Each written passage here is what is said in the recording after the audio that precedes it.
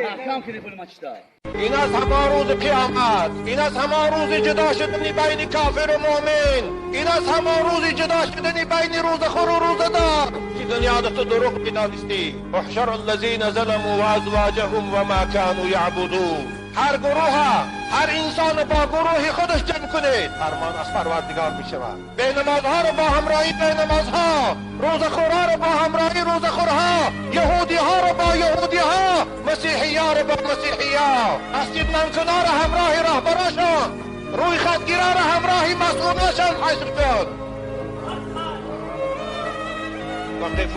وقفوهم انهم مسئولون. اینها رو زود به دوزخ نبرید، اینها را نگاه دارد. الان از اینها پرسیده می شود، باید جواب دهد. باید اینها جواب دهند برای چی مسجد آمدن؟ برای نماز خواندن یا برای روی خط گرفتن؟ برای چی آمدن؟ اینا باید جواب دهند.